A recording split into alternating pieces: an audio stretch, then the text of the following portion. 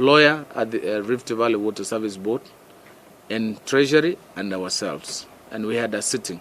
At that time, a number of investigations were happening in other projects, which were being done by this contractor. And to some extent, there was an overflow of this investigation to this project. However, the nature and extent of the investigations have not been brought to our attention. However, we did supply information that they required because this project was funded much earlier before the projects that were under active investigation. Since then, when I had I convened this meeting, and which I brought my team, and we listened to CMC Di Ravenna, and they gave us assurance that they are still committed to complete this project. However, they made suggestions. One of the suggestions was to wait for them to overcome their challenges, which was not acceptable to us.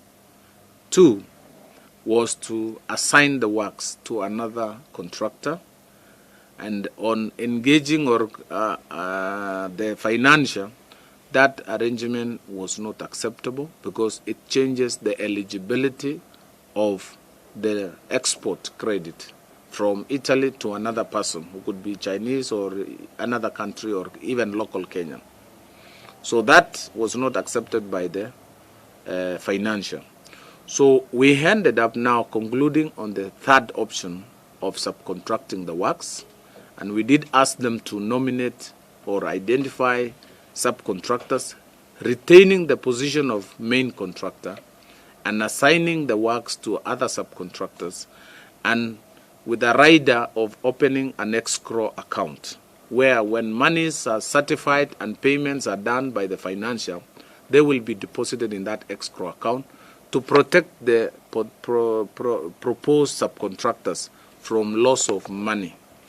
This arrangement was done, and we have prepared a document which now will go back to Cabinet for consideration to revive this project. As we speak, we don't have any feedback from the contractor. What we know is that he was able to restore back the power. He brought back a few team leaders on site, and that is it. We have not had any other information. This same contractor is involved in other projects outside my ministry, which are subject of active investigation, and this could have overflowing effect on Itare Dam. So, Chair, where we are at the moment is to accept the proposal of the main contractor, and also to get the acceptance of the financial, because all this program is funded externally, and whatever we do and decide must be in concurrence with the financial San Paolo Intesa and the insurer SACE of Italy. So that is the exact position where we are as we speak now, as far as Itare Dam is concerned. True, we got performance guarantee or performance bond and advance payment guarantee, which are valid for the contract period. And this contract was a 4-year contract, which is expected to end. This project is a 4-year contract, which is expected to end in April 2022. Number 2, Chair, and therefore, your first question on validity, I confirm that these documents were valid, and recently after this development, we asked the procuring entity, Rift Valley Water Service Board, to reconfirm with the guarantors that the documents were valid. Now, on contract management document that guides the whole relationship, Chair, is so elaborate because everything we do as employer, that is the employer is Rift Valley, whatever they do must be in consultation with the Ministry of Finance and the lender, so that whatever development we experience, we must notify. Chair, we have done our duty as a ministry to notify the lenders and the Ministry of Finance, because we are limited in taking adverse action against such contractor because of the implications. One, when there is investigations, we must notify. When there is delay, we must notify. Because if we don't, Chair, the employer, or rather the financier, will declare the country in default, or for any reason or the other, and recall the entire loan. Our challenge has been this, Chair. We are not able to cognizant or recognizing the impact or the why we are building this Tare Dam. We've been careful in taking drastic action like termination or recalling of the performance bond, because we have had hope that on engagement of these people, if we are able to assign the works to maybe a contractor who is able to deliver while retaining the loan, because the moment we lose the loan and the funds, we may have to now look for alternative sources, which may not be easy and ready. And by the time we get the project integrity, the progress of works, and permanent works which would have been done might be rendered unuseful, and we may have to redo again from square one. However, that is not a remote option, because if we now conclude that CMC is completely unable to manage this contract, then that will be our last resort. So we have been trying to manage, because whatever we are doing are provided for in the contract management. Issue of assignment, issue of subcontracting, issue of outsourcing, all these activities are captured and recognized in the contract management. So, Chair, we have now prepared a document based on their suggestions, that is to subcontract the entire works, and our job will be to check those subcontractors if they are able to do the works and deliver them. And if they are not, then we will have no choice. But we must tell the financier that we are taking this direction, and they have also to agree to that option. On the issue of termination clause, as I say, it remains our option, but our last option. When all is exhausted and all options are not possible, then we will invoke this clause to protect the employer and even the financier. The consequences are going to be dire. One, it will depend on interpretation. Whatever investigation are happening, they are blaming delayed payment, they are blaming investigations, they are blaming access to site. There was a case before which they are saying affected their time. They are saying they are still within their contract period. These are statements they make. And as an employer also, we know our borrowing relation also affect the two countries, because it was done and witnessed by both governments were involved. So we've been careful in action, but progressively making our case. The issue of termination is likely to cost us to lose the payments we have done, and it can also lead to cross default, meaning any other funding that we receive from Italy or any other is going to impact on this on our other programs. So the final action and decision is actually done through the financing agreement. But as a project manager or employer of this project, we are carefully getting close to that point. Thank you.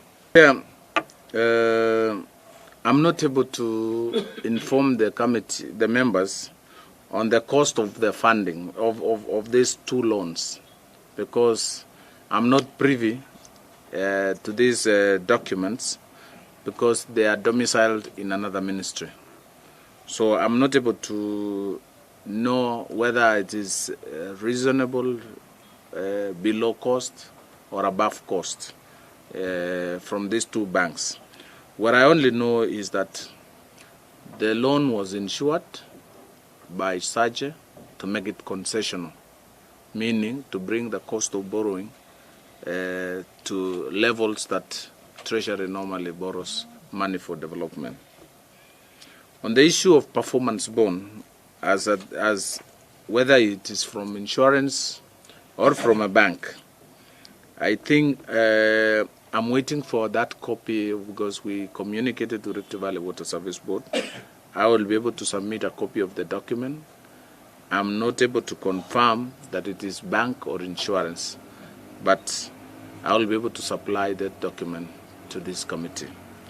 However, as you know, the law is applying in the Parliament recently approved the use of both insurance and bank.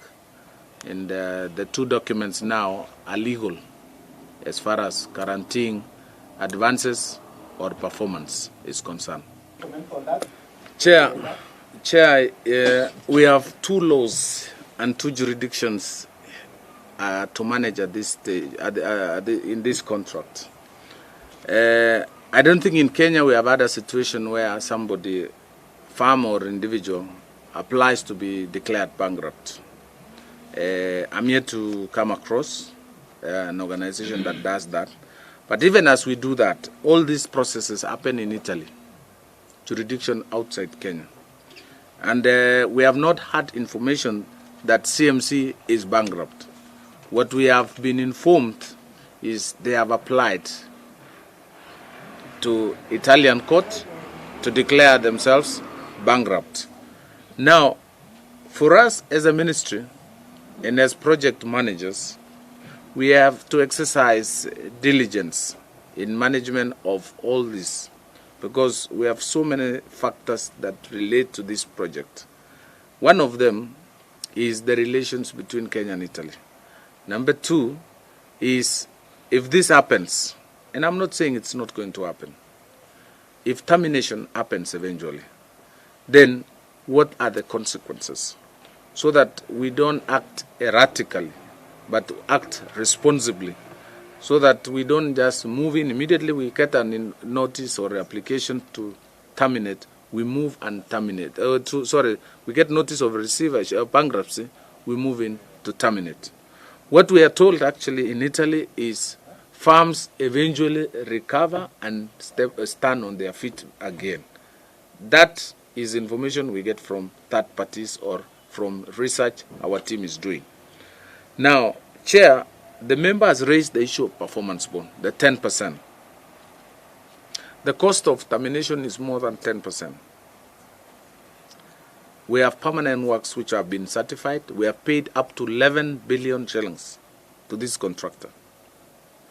And when we terminate, most likely the lender, the financier, will recall the entire amount, what we have received and paid, and we will lose the fund itself. And that will make the ministry, either the government of Kenya to fund the remaining works, and or get another alternative lender to complete these works. And therefore, it is not just the 10%. 10% is about 3.6 billion. We have spent 11 billion. So performance bond now is not just enough to cover us for the works, for the likely loss of that project. On the issue of insurance, Heritage Insurance Company, what I know is a local company, but what we need to, and licensed by IRA, which is our regulatory body for insurances.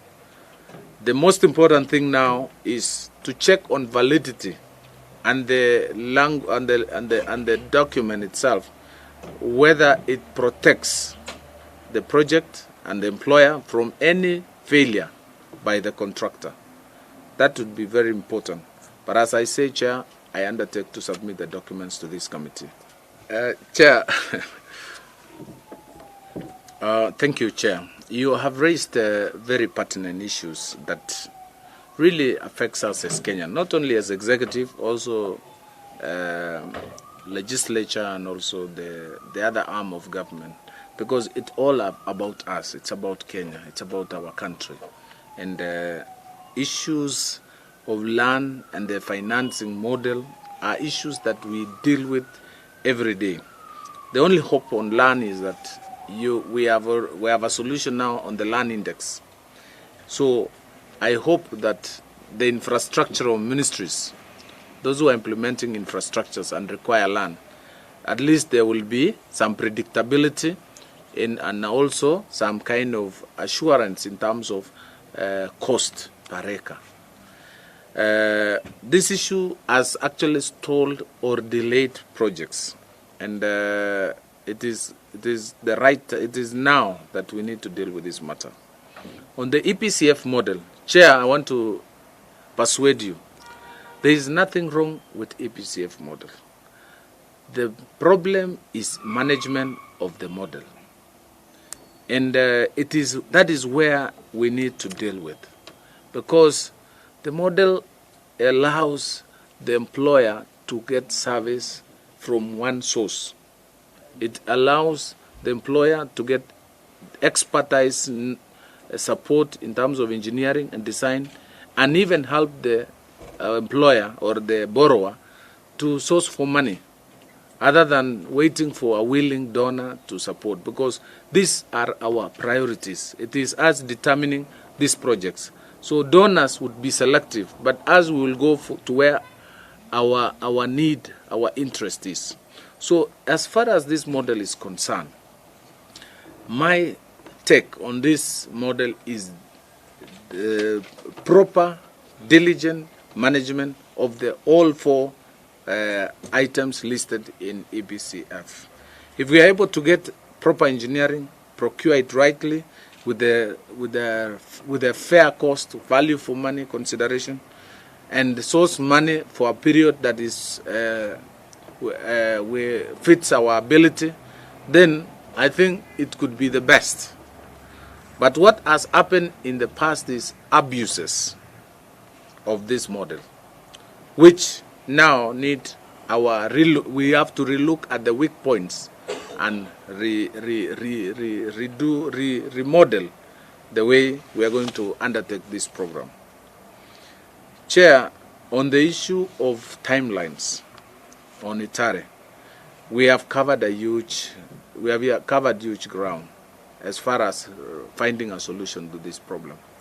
We have reached a situation of a point of either breaking or moving forward. Because where we are now, we have understood better the situation affecting the contractor and the circumstances that accompany our decision, if we are going to terminate or we are going to move forward. So I'm asking Kenyans to give us additional 2 months to prosecute the memo through my colleagues. Yes, 2 months to be able to come up with a solution in September, to be able to determine the way forward as far if we are going to terminate, we'll be able to say we cannot move forward anymore. We cut our losses. Whatever we've done, whatever happened has happened, and we now need to move forward. We have to bite the bullet and move forward. The option of termination, or if we successfully procure able subcontractors, then we'll still be able to deliver the dam within or around the contract period. Our wish is to deliver the dam. Our wish is to deliver the dam at the end of the day. Thank you. Thank you. Actually, that's because when we went there, the committee was so excited.